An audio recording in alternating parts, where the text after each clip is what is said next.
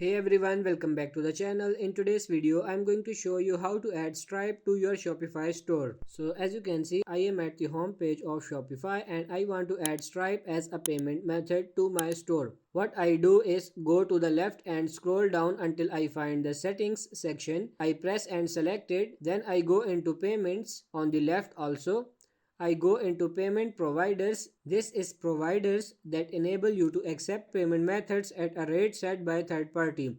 An additional fee will apply to new orders once you select a plan. I am going to choose a provider, and as you can see here I have different type of providers that I can add to my page, but I am currently trying to show you how to add Stripes.